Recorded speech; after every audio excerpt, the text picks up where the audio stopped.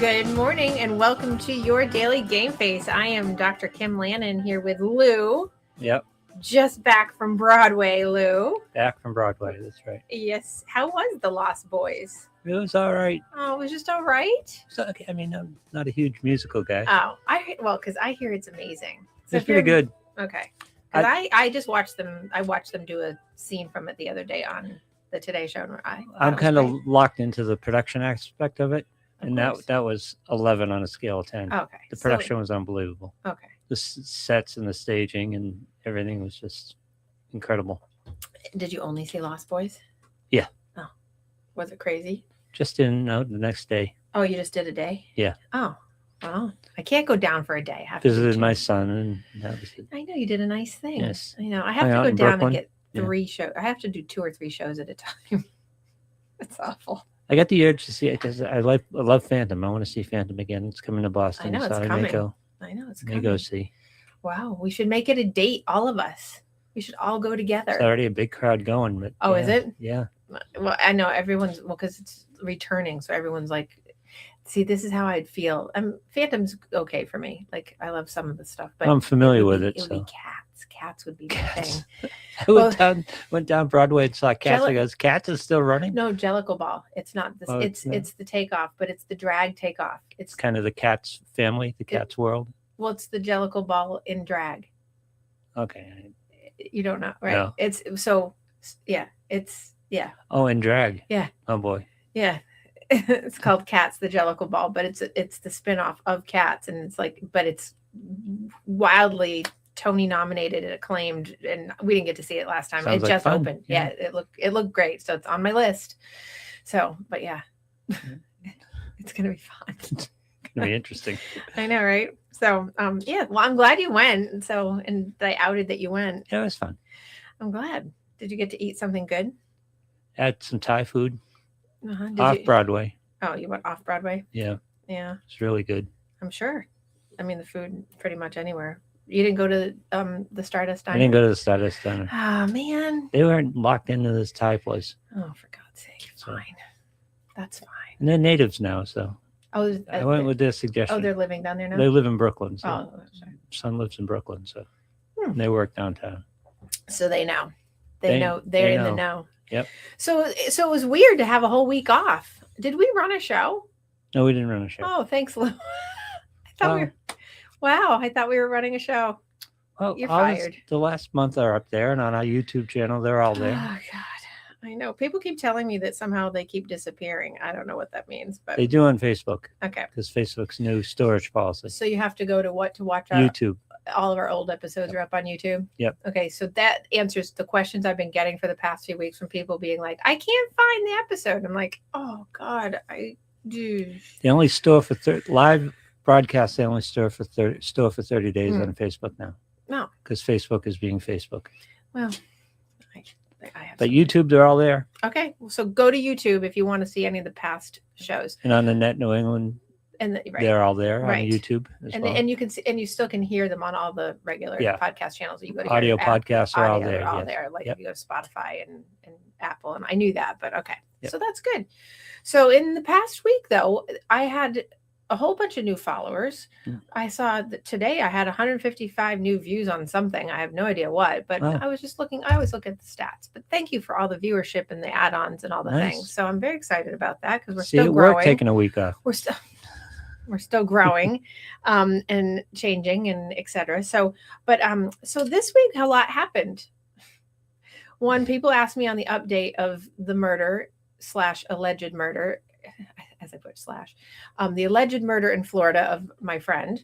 Not one thing has still surfaced. So my answer to that is I still have nothing. So when I get something, you'll get something, but nothing, zero. So they're ignoring it. All right. Along with everything else. Broward County. Nope. Marion County. Not Broward. Marion County. Let's not knock Broward. They have a different issue. Polk County has an issue. They've all got issues. Yeah. It's Florida, man. Yep. But that's to update for the questions on that. And then for people that do follow me on social media, a week ago tonight, or actually at 3:50 in the morning, tomorrow morning. I lost my almost 18-year-old cat Mia. Beautiful, Mia. My beautiful Mia, and it's heartbreaking. Uh oh, here comes the face burn. Here we go. The face burn's coming. The face burn's coming. I know, it's so hard. The fur babies are so hard. And it was not unexpected because she had CKD, which is chronic kidney disease, and she had kind of crossed over into stage 3 of 4. It's staged on 4 stages, and she was 18, right? She would have been 18 in July. I was hoping I'd get her there, but she was close. So I call her 18. We'll give it a good wash that she was 18, and so it's been a rough week, and so I thought I would be talking about that today, actually, because it's part of Rise. It's part of, you have to have a reset mindset around things. You have to be able to integrate things. You have to be able to move forward, which is the stand part, right? Because you still have to stand up every day, and you have to evolve into your forward movement every day. And I mean, I give the advice all the time when people lose their fur babies or people or things change, when you have grieving process. But I did write a memorial. If you want to see the obituary and memorial, did you read that? I did.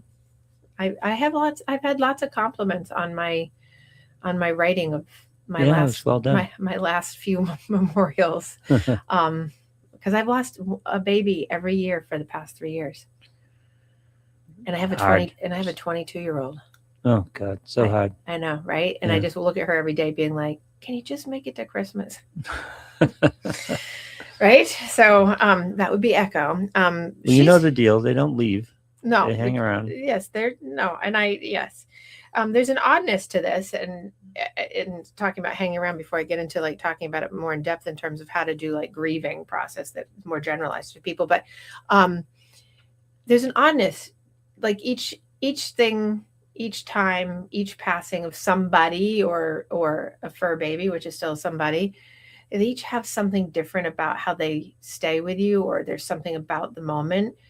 There's something about Mia that I don't know how to put my finger on yet that I've been trying to work through. It's only been a week, but there's something off or different, not bad, but there's something off or different that I haven't been able to put my finger on yet about her passing. Her passing was with me. I didn't have to make a choice this time. Right. I didn't have to do anything. It was with me. So, and that was one of the things I asked for in the divine world of like energy. I said, if this happens, please one time make it not be that I have to make the decision. I know, huh? One time, please. And I got what I asked for. And I think initially the next day I was like, oh, I don't know if I like that better.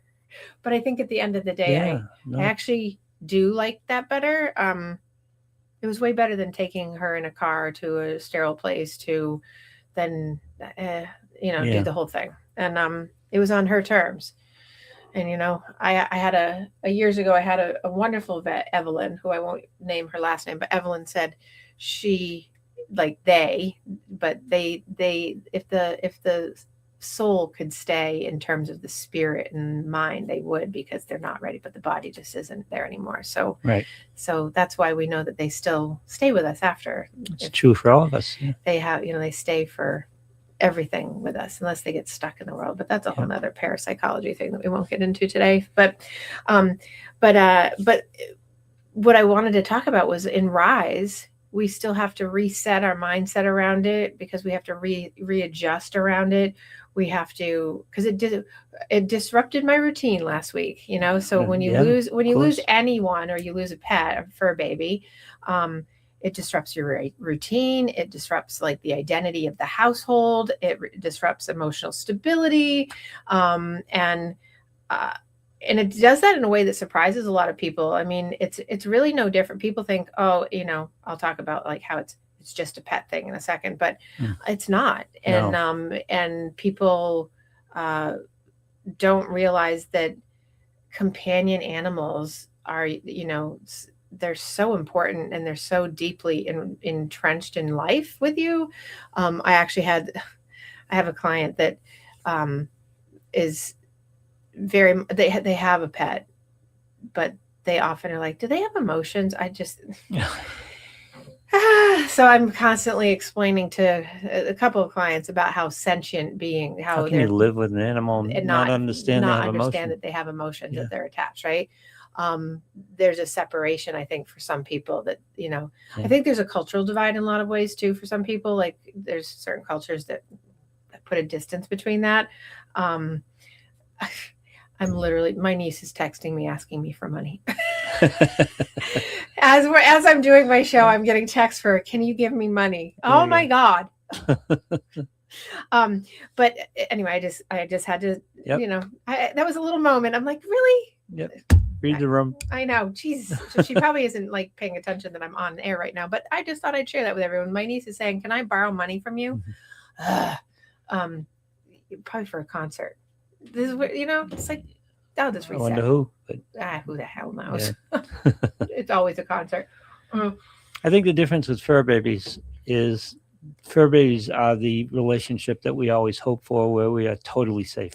Well, yes, because it's an unconditional, Right. completely unconditional space. It's the only relationship truly that you can have that love, that purity, that innocence that comes, that has nothing No else, conditions. There's nothing else. So there's a purity to it. And that's why I describe grieving. And I was describing this yesterday to somebody, and I do this a lot with people when they're grieving. I say, grieving, you want to grieve. Grieving is so important because it's about the love that you can't give anymore. That's how I see. That's my definition of grief, is that it's about people are in so much pain. Yeah. And it's like, yeah, because we're talking about the love we can't give anymore. So you have to put it in that perspective, that when you're feeling that sadness, when you're feeling the hurt, when you're feeling the pain that comes and goes, it's about going through that moment of, it's because I can't give that love anymore to that particular individual or to that particular baby.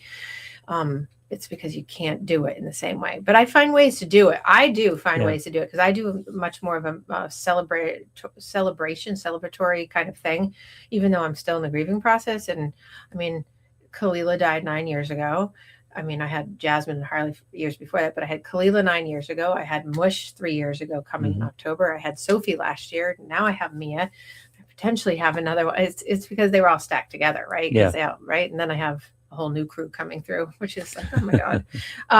But it's that love that you can't give anymore, and you can't get back from that same unconditional source that was always there. So, but the grief after death of an animal companion is so real, and for people to be, denial of it, it's so difficult. I get a good gloss over in my brain when people sort of poo-poo it, and I'm like, but resetting your mindset does not mean forcing yourself to feel positive again, or just be like, when people say it was just a pet, or it was just an animal, it's just a cat, or really, it means, learning how to carry your loss just like you would with a person, without it dominating every moment of your day. So like last week, I did go to work, sort of. but I made sure I took time for myself, right? And I didn't go back to work fully until yesterday. So I piecemealed it together last week after, right? Because it was hard, and it was a very different experience, because I haven't had an animal, a companion baby pass with me without having to make the decision since I was like 4. So that was there was one when I was like 16 actually, but I wasn't home for it. Right. He died when I was not home. He died when we were all not home, and that was a whole nother story. But anyway, so there's some practical strategies, and I just thought I'm going to be very technical and kind of keep it so that I don't get into an emotional space too much. But it's about like trying to really have some practical strategies to move through grief in a healthier way, so you reset, right? So oftentimes we judge the intensity of the grief, and people often will minimize loss because it was just blah, blah, blah, right? But pets are tied to our daily structure. Pets are tied to our comfort and emotional regulation. Pets are tied to our companionship. They're attached to our touch and our affection, which releases oxytocin when we don't get it. Abby got her money. She just texted me and said, never mind, I got it. I'm God. Oh, thank God. We're all up to date. Now we're all up to date. Yep. it's attached to our identity and purpose so much. Yeah. So it's, the grief resembles loss of a family member because Yes. they're so entrenched inside your Doesn't space. resemble it. It is. It is, right. Yeah. And so that's often what the relationship is. And they create such a space for you. And so instead of saying, like, when people will say, you just got to get over it, that just kills me, right? Like I have said over the past week to certain people that have said those things that have, I say, well, I'm grieving because the bond mattered. Yeah. And so that actually has changed some people, and they're like, oh, and these are people that have like animals that don't think. I'm like, I'm grieving because the bond mattered, because that was there and it will always be there.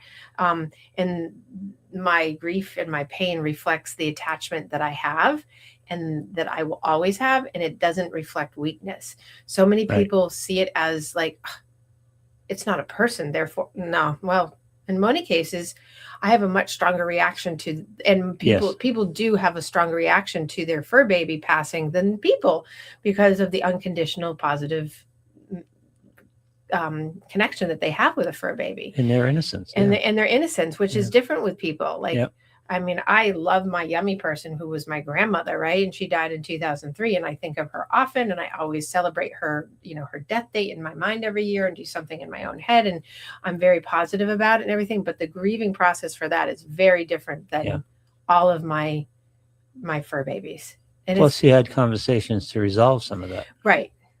Which you can't have with your children. Right. So, so the mental shift that you have to have in terms of rise is shifting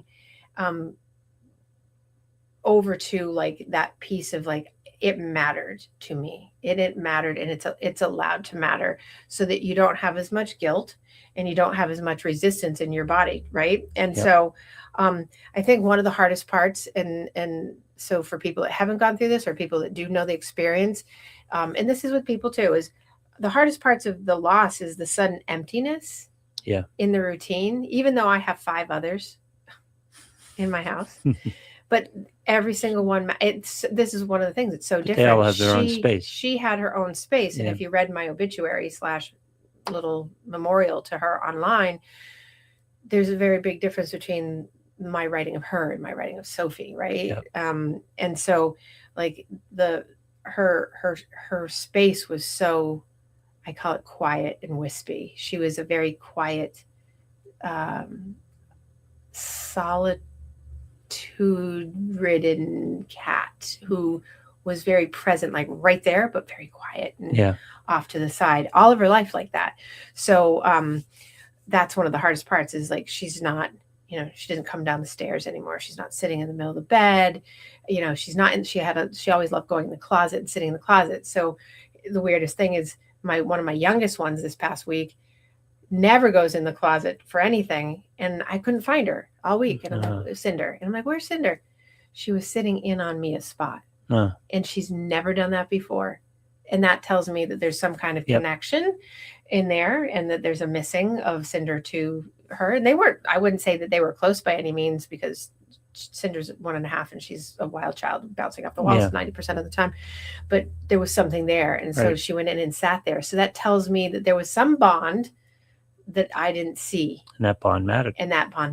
So that bond matters to me. So, so anyway, when you have a loss, no matter who it is or what it is, your nervous system, right, has a dysregulation to it. And so it notices the absence constantly, even when you're not present in the house, because it's on your mind. Like in the last month and a half, I was doing a lot with her. She was getting medicated, which was kind of normal in my household, but we went to diapers because she was losing bladder control, and we had done so there was a lot going on. So even when I wasn't in the house, I was paying attention to, it's diaper change time, calling home. It's like, we have to, make sure she eats, make sure, because we had to keep up her stuff. So it's like that whole routine changes your nervous system around, because it's regulating around this schedule. Right. And then all of a sudden the schedule stops. Like abruptly. And it's just, leaves a hole. It does. It's an emptiness in a different way than I can ever describe. Like when Sophie passed away last year, if people remember, right, in March, I described it as like a deafening, like empty, like it was deafening in the house. It was because she was so present. She was like a Right. Yeah. right, and it was just heartbreakingly heart wrenching. Now Mia is too, but in a very quiet, subtle way. I keep hitting the mic. So, and those things are so important to not let go of in terms of bypassing that, because it's important to be able to integrate that into your space, to know that that matters, and how to, because that's who that person or that animal was. So, a useful reset strategy is what I've been doing, and I've been starting to do, is like rituals, little rituals, like coming in. I still say hello to her as if she's present in the room, because she died in bed with me. So the bed's been a little strange for me. So I'm trying to build a reset ritual around that, of like being able to say hello and good night, because I feel her presence still there. I know that's probably weird, but no, it's not. It's not, right? People will be like, it's weird, but it's not, I mean, it is what it is. I still go in and check on the closet. I still go in and do her water bowls, because the other cat. So it's just a reset of the actual mindset around the fact that she's still present without being present. So incorporating her soul and her spirit into the house, in such a way that creates like a morning and an evening routine. I'm not changing a diaper anymore, but I kept the diapers. Because it's been a week and people are like, why would you get rid of everything? I still have the insulin vial from mush dying 3 years ago in my refrigerator. Yeah. I just do. I still have the blanket that he passed away in, folded and put in my little lock chest. These are things because they matter because the bond mattered. And I'm going to keep saying that. The bond mattered. Therefore, it's important to the rise. It's important because that's how you reset, because you keep the things that matter to you. So what I suggest to people, weirdly or not weirdly, I've had a whole bunch of people have like multiple pet losses in the past couple months. So multiple. Yeah. Well, yes. Like two, like I had a friend that had two, like within like a couple weeks of each other. I know. Yeah. And that's why I'm like, oh no, Mia and then Echo. I'm like, oh, she's 22. I keep looking at her and being like, Echo, you keep eating your chicken. She keeps jumping up on the counter and eating her chicken. But creating a memorial, I create memorials instead of like suppressing any kind of memory. Some people will be like, oh God, it's so upsetting. I do not avoid any memory. I do not avoid any reminder that will be there, because that will actually prolong grief. Avoiding that just makes you stuff it, suppress it, and it backs up on you, and it makes it harder. Some people don't like to talk about it. I tend to be in a household that doesn't like to talk about things like that. Namely, right? But I'm a person that likes to talk about those things because it makes it better and more present for me. And I'm of the mind of making sure that happens. So immediately, like I always do like a photo spread of the best photos of her. I've got them going right now. So like that, I've written to her. That was my memorial. And if people don't know it, I can post it. I have it on my regular social media page, but I can post it up on this page. If you want to find it and post it, that's fine. And I have been every night and every day that I've been in the house since, I always have a candle going near her picture, because that keeps it present. I saged the bedroom because it keeps the positive energy in the bedroom. So for people that believe in parapsychology, which I do, sage the bedroom so that it keeps it in that healthy, safe space with the white light to protect the soul. If you believe in that. Do you believe in that? You do. Souls? No, the like doing saging and protecting like the space. Yeah, because cleansing the space. More from a ritual standpoint than actual metaphysical standpoint. Right. But yeah. Right. I mean, and I mean that kind of means the same thing essentially, but yes. Yeah. Right. And then creating like a I have the post you put up, and the, as you call it, the obituary. And that's one of the more positive aspects of social media, because we all need to process that stuff. And going through that post must have been processing. It was painful. I'm Yeah. gonna go to the post. I'm gonna get it. So in case people, I'm gonna grab it for a second. I'm gonna grab it for a That's second. why we do journaling and things like that to Well, that's one process of, emotions. right. That's one of the things. Of course, it won't let me open right now. That's one of the things about doing grief work is when you have any kind of grief work, journaling something is so important. Writing the experience. People don't like to do it because then it makes it more real a lot of times, and that's the the feedback I get a lot. Is like, oh God, it's too much for me. But that's the path to the surface. But that's right. It's the path to the surface. So I pulled it up. So I'm going to read it. We'll see, because obviously we're talking about it. So in case people haven't heard it, so this was 5 days ago because it happened. It happened last Wednesday night into Thursday, but I posted this, I believe, on Friday. I don't know. It took me a while to write it. I don't know. Today, it must have been Thursday. I don't even remember. It was a blur. So, but today it was Thursday. Today, the energy in our home feels different, softer, emptier, quiet in a way that only grief can create. Uh-oh. Yeah. Here it goes. Should have had you read it. At 3:50 a.m. on May 4th. I'm not doing it. You're like, I'm not doing it. Why are you going to cry? I'd lose it. Okay. So that's good. I'll do it. At 3:50 a.m. on May 14th, 2026, our beautiful Mia peacefully left this world while sleeping beside us at home, just as she lived her life gently, quietly, and surrounded by love. She was almost 18 years old. Mia came into our lives at only 6 weeks old, and from that moment on, her soul became woven into the fabric of our home and our hearts. She was never loud or demanding. Face burn, here it comes. In fact, most of the time you barely heard her at all, yet somehow she filled every inch of this house with her presence.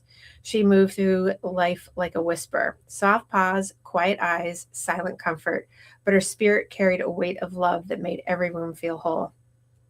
There are souls who do not need to ask to be seen because they are simply felt. Mia was one of those souls.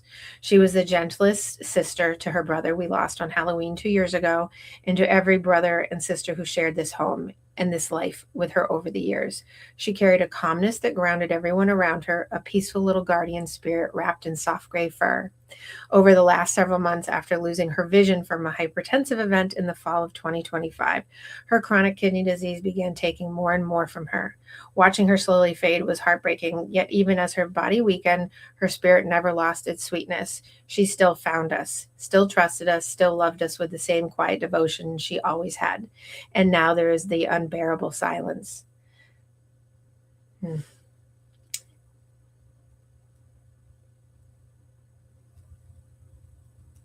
So well written. Thank you. The familiar feeling of her nearby, the subtle sounds, the unseen comfort of simply knowing she was here. Gone from the physical world, yet somehow still lingering in the spaces she loved most. People who have never loved an animal this deeply may never understand that they are not just pets. They are companions for entire chapters of our lives, witnesses to our joys, our grief, our routines, our growth, our healing. They become part of the emotional heartbeat of a home. Mia is one of the purest souls we have ever known, and losing her feels like losing a piece of the spirit of this house itself. We will miss her beyond words, beyond measure. Thank you, sweet Mia, for nearly 18 years of quiet companionship, unconditional love, gentle comfort, and beautiful memories. Thank you for every moment you curled beside us, every silent greeting, every soft look, every invisible thread of love you wrapped around this family. You may no longer walk beside us physically, but your energy remains here in the silence, in the memories, in the love you left behind, and in every corner of this home you helped make whole. Run free, beautiful girl. You will always be with us. Well, that was hard. Yeah. Right? And I think that captures her. Like, I can't even think of a different way of like writing that. Thank you all for listening to that. But I figured I'd give context to what I was talking about. We'll wait till you see what cat she brings you. I know, right? And that's what happens. Yep. The next something spirit will come. And that's Khalil. That's why I have a second Aussie now. Hey. First Aussie brought him to me. Right. And that's Kalila brought me Sophie. And I think Sophie brought us Toby the shed cat. Because he was a rescue. And John rescued him. And essentially... Official rescue? He's an official. Well, he's not from an actual like place, but Oh, that's from, what I was, from a yeah. house. Okay, yeah. From a house. That's what I meant. Like not from a Mhm. shelter, just feral. Mm-mm. Not feral. Not feral. From Yeah. just a rough situation. We'll Yeah. put it that way. So, but Sophie died in March, and then in August we rescued Toby, the shed cat. So yes, they bring us. So, I don't need another cat right now. I don't.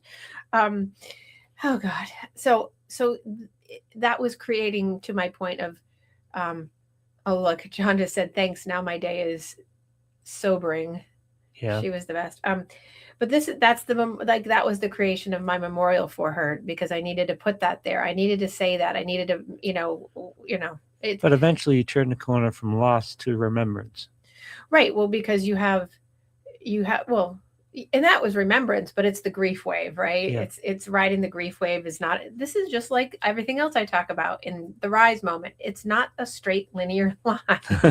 People would love to just be so easy about like it's a straight linear line, but it's not. Grief is a wave. It's that same thing. It's that you may feel okay for a moment or for a day, it depends on how far out it goes, right?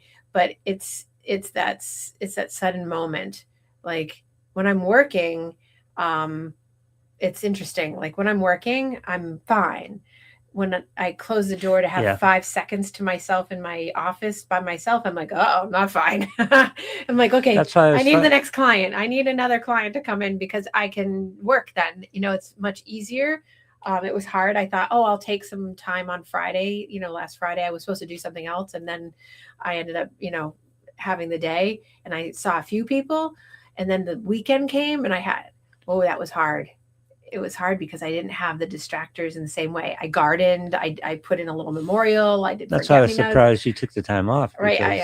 Usually you just dive into, distract, look for distractions. Right. And I did do that, but it was still, it was still, but it's the, entering the room, the bedroom now is a thing. Entering, the closet. As John says, it's a lot not seeing her in the house. Yeah, because it's, and so now, and of course now I'm replaying I always do this, but I replayed the last memory in my head constantly. So it's because it was very specific, which I won't go into because it might be triggering for some people. Yeah. So I won't do that. But grieving, healthy grieving moves in waves and moves in cycles.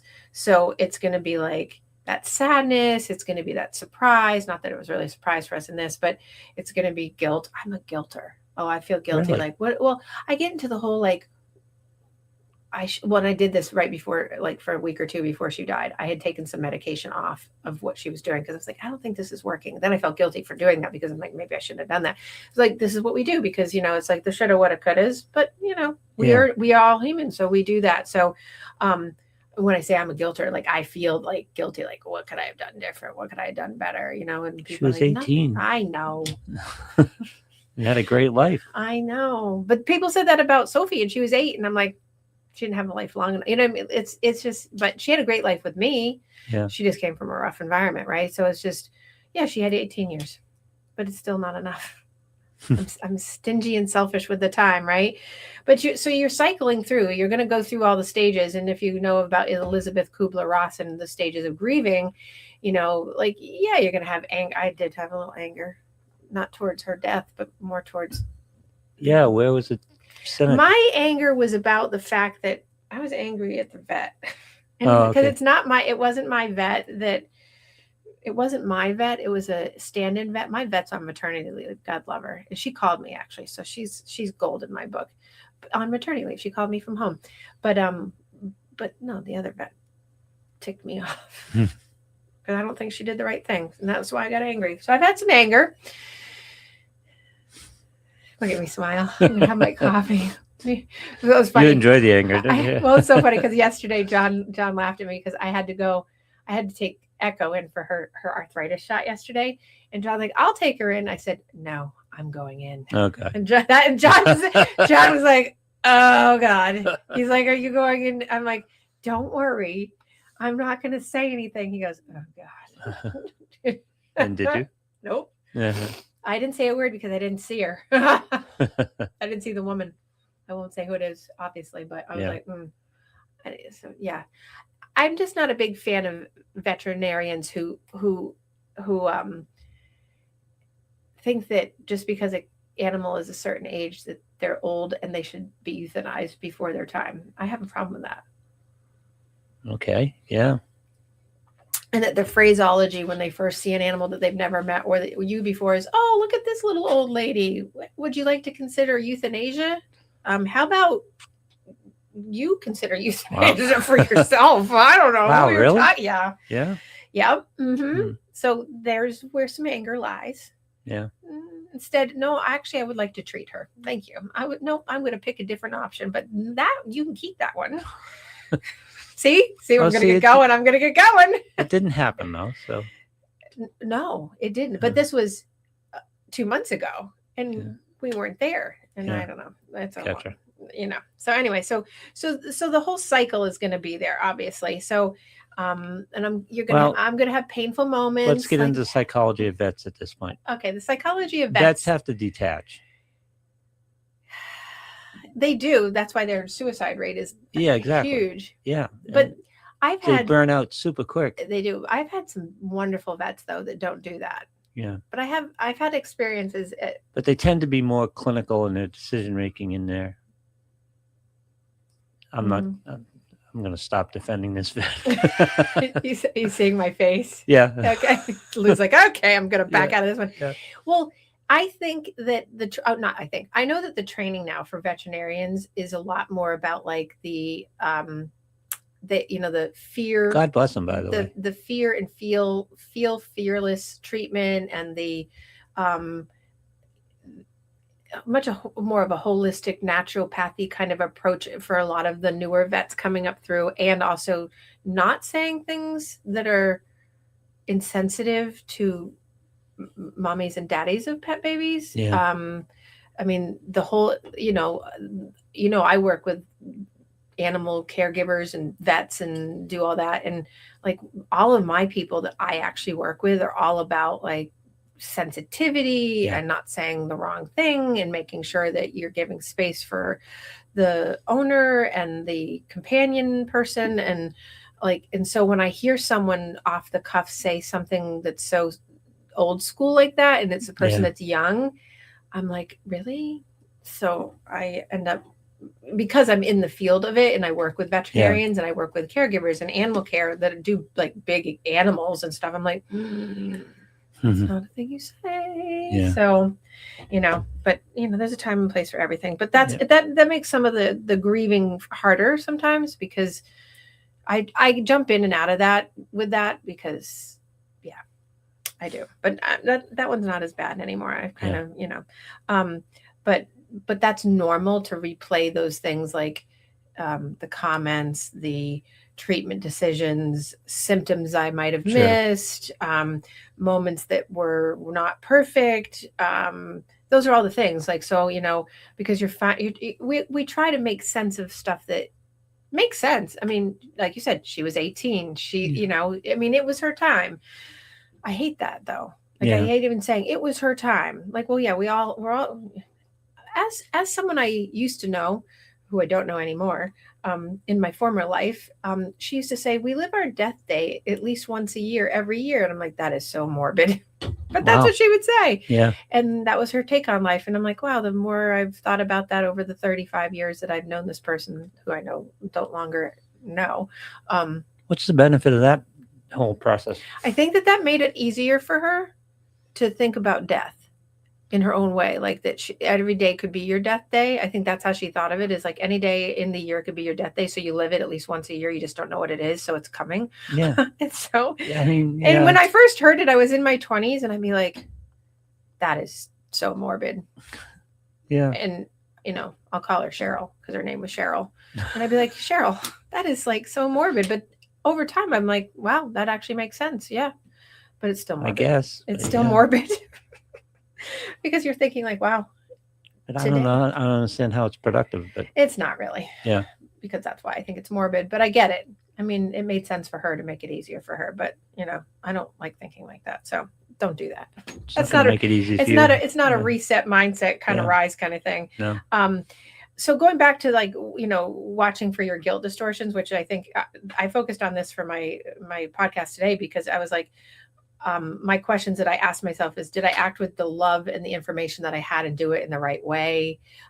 Was I trying to protect and comfort myself versus Mia? I didn't do that. I made sure I Yeah. did the right things, because like my last decision, I'm so good with my decision last Wednesday night of just getting in bed and holding her. I just knew. Mm. And John's probably still listening. I was like, John, because I came home like, she's dying. He's like, no, she was just Really? up. And I'm, because she was up and moving around that morning, Yeah. and she had eaten and she did the whole day. She actually got herself downstairs, which had been happening more and more. So I was like, that must be I'm figuring that was she was, Yeah. She was looking to have moments for herself. She was a smart cat, right? So I think she was having her moments. And the week before I had taken her out in the sun on the deck, she was really confused. Her condition had gotten her a little neurologically compromised. So she was a little confused a lot, and she was spacey. Yeah. But I took her out in the sun. So I think she was looking for just kind of to be around the house. And so she actually fell down 2 of the stairs the week before, and I had to put a barrier.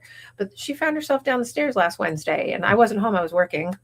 So I missed all of this. But John was like, no, she ate right up until whatever. But when I got home last week, I knew. Yeah. And so I made that decision of that I'm so good with, that I was like, I'm just good. I knew.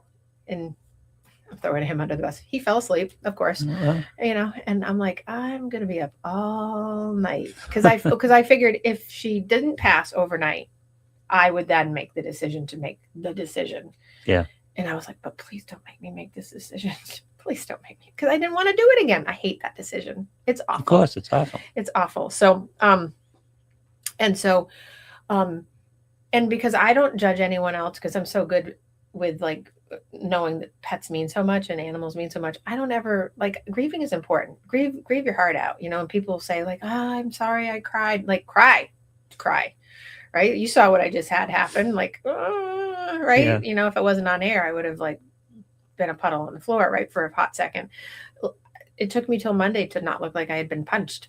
I can I was imagine. like swollen, very important when you're grieving for anybody and anything is not to isolate yourself, right? Don't become isolative. Now, I like silent moments. I like quiet moments, but I don't like to isolate. So hang with friends that value animals, talk to people that value animals like you do, like, find people in your group, in your tribe that, value your process.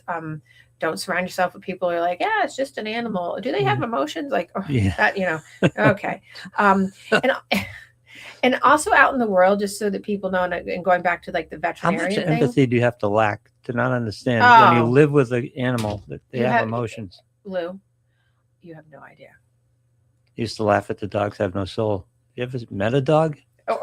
Well, any mammal, this is the thing, and this is what I tell people, any mammal is a sentient being. Yeah. A monkey, a dog, a cat, an orca, a dolphin, like any mammal has sentience. So, and oftentimes people have no idea what sentience means. It means that they have emotion and intelligence, and they can combine them together, and then that's how they function in the world, just like we do. We are sentient, and animals sometimes are more sentient than some humans I know. Well, yeah. So when people say that, it's because there's a disconnect of either how they were raised or their value on whatever. I mean, Yeah, it's a hole in your vision. Right. A huge hole in your vision. Blatantly obvious. Exactly. But people, or horses. Horses are one of the most sentient beings of all the animals. They're so connected. So connected. Mm-hmm. But going back to the vet thing for a second, most veterinary clinics now, or the big animal hospitals, whatever, they have doctors like me and social workers and everything in there to support, and grief counsel now. And they offer support groups 2 or 3 times a month that pet loss or upcoming pet loss pending kind of thing. They offer those services, and you can get those services.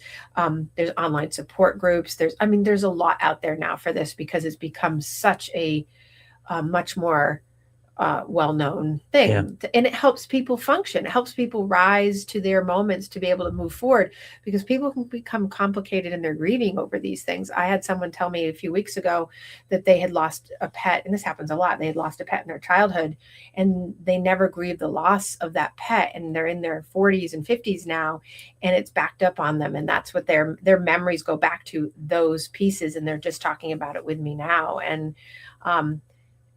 And I didn't talk about, Mia passing, but with this person, but I know that if I did, it would probably bring up more stuff for them, because, and so that I won't be doing that. But it was such a big discussion when we put the first Australian Shepherd down. We went and get the kids out of school to be part of it. It was such a big decision and a big discussion, but right, because you didn't want them to come home and find out he was gone, because the bond matters, because the connection matters, because it's a relationship. It's a very meaningful relationship. So even if you have, like, even this is one validating conversation I'm having with you. All you, in anything, in any loss, I'm talking about, even you have a relationship loss, right? It's the same thing. If you have one validating conversation about like a relationship loss, that matters. And so it's the same thing, because it's emotional pressure is taken off of you significantly when you have that. And so that's a big piece. So if you're using validation, which I'm getting here, and obviously from the listeners, but using physical regulation as well, you're trying to regulate your body system around this. So sleep time. Now it was so funny. Last night I went down and slept on the couch for a little while, because Echo's, ever since Mia died, she's getting up and starting to like paw at me, because I think she misses her. So I'm like, I'm getting mauled at night. Yeah. So I'm like, okay, I'm going to the couch. Where's Mia?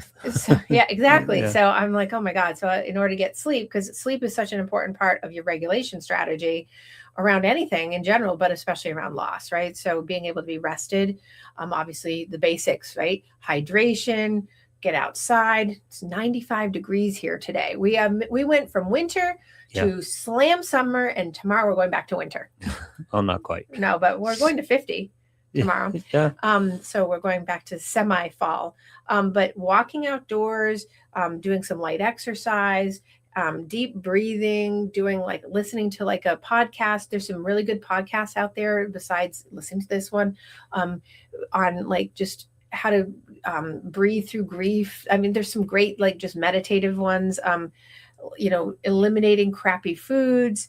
Don't do emotional numbing behaviors like avoidance. Avoidance is bad. Dismissing things is bad.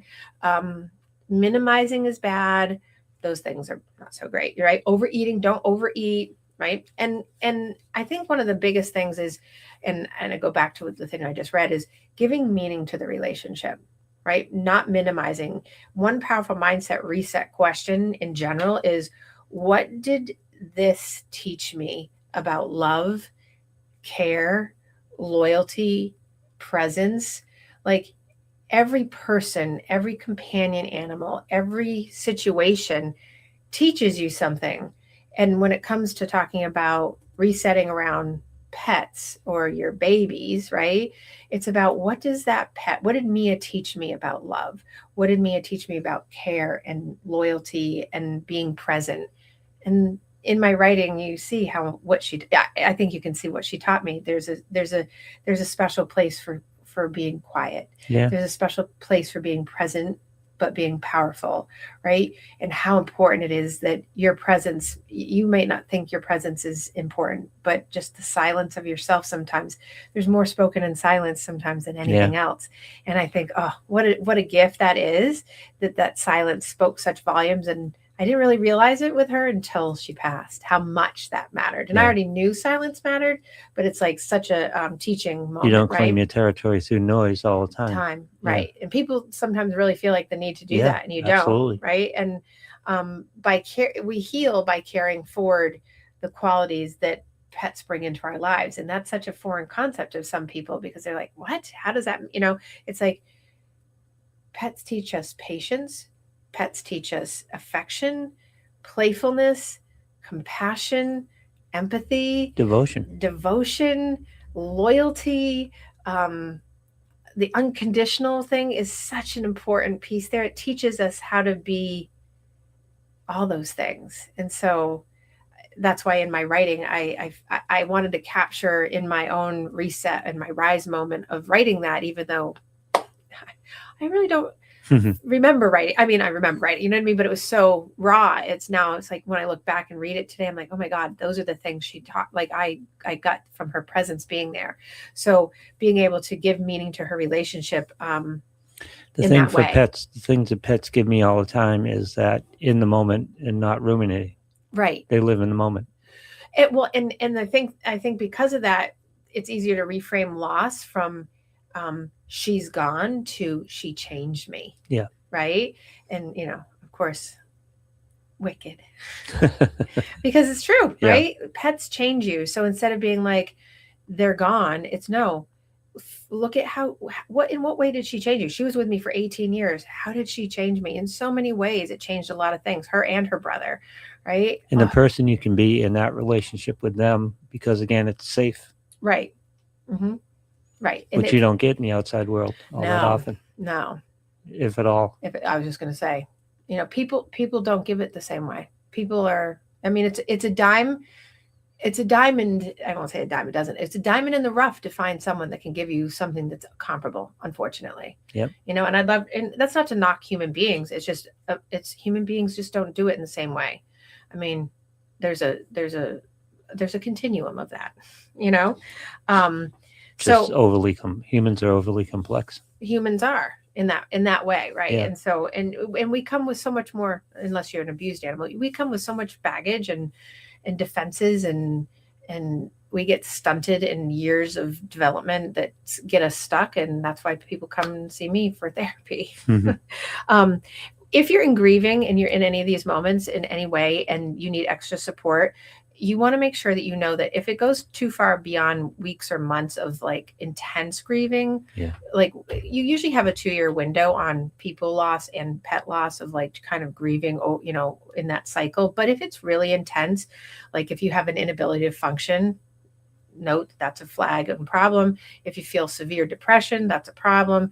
If you have panic attacks, or you feel like some people automatically have this thing of like, I'm going to die, if you have persistent sense of hopelessness or like giving up, or you withdraw completely, or you have poor sleep or poor eating and it just continues, and you lose weight or you gain weight, or you have overwhelming guilt and you just can't pass it, that's when you really need to seek out help. That's when grief counseling is really important. I put that out there because that will help you get back onto your rise moments. Most people that I work with, we do this like as soon as like things happen, and obviously you can tell I do it. Like I process right through. So, but it's important for people to have their mindset to stabilize themselves, both mentally and regulate the body like polyvagally. So your vagal nerve, so that you're not dysregulated all the time. It's important to not deprive yourself of the moments, to have them when you have that. And that includes, and I talked to someone about this yesterday, about they were losing their job, and I'm like, it's the same. You're losing something you've been with, that's your identity for 25 years. That you're going to go through the same grieving process. We're in death of self. It's a death of self. And so, I mean, grieving is grieving. It's the love that you had for that position that you were in. If it's a person or a companion animal, it's just the love. Grieving is the love that you can't give to something anymore. It's the thing you can't do anymore to give, in a job situation. It's the death of self. You can't love yourself in that position anymore, because now it's not you. Who are you? Comfort of that routine. Right, exactly. Yeah. It's the comfort that you got and the comfort that you knew from it. So super important to give yourself space and grace, as I say, to have the process happen and be okay in it. So what is the takeaway today in this is that the rise moment is to reset your mindset, allow yourself to integrate your whole experience without denying it. Don't suppress it, really experience it so that you can actually feel it, stand in it, be okay, that it's okay to feel all the feels. And if someone tells you different, don't be around that person. Seriously, don't be around those people. Find your tribe that will support you and value you in your experience, and it will evolve over time. And you do. I look to the depth and breadth of experience of my time working with Wildcat Sanctuary and Big Cat Rescue of we have losses at those sanctuaries all the time. Yeah. Because we have 140 plus cats right now at Wildcat up in Minnesota. We had 40 before we and Big Cat moved them to Turpentine. There's so many cats that are aging out. Yeah. Like they get 22, 23, 24. We just lost 2 last week at Wildcat. Like, and I look to that and think, oh, the hardship of the continual losses and being in that, just like veterinary care is like, that whole thing. So when you have 1 or 2 in your own life, be able to really focus in on how to make your rise moments so that you can learn from those babies and integrate it into your life so that you don't forget them and you use from what they've taught you to move yourself forward. So important. And people don't think about that. No. I want you to think about that. You think about that. I will. Because you have your baby. Yeah, put my mind right to it. Exactly. Yeah. Right? And you have cats too that you never talk about. I do have 2 cats. Uh-huh. You're so bad. What? You. Sidebar. I'm a dog person. You are an animal. I take care of my cats. An animal person. Yeah. I am an animal person. Yes. Yeah. You love your cats. I do. So there. Fine. One of them. Stop. You stop. Oh my God. All right. So anyway, everyone, thank you for the latitude for me to have my rise moment this week talking about grieving and loss because I needed it. And I needed it for you too. And so you guys go out there and rise to your occasions this week, whatever you're going through, and make sure that you reset that mindset, integrate it, stand it up, and evolve forward. And I will see you next week.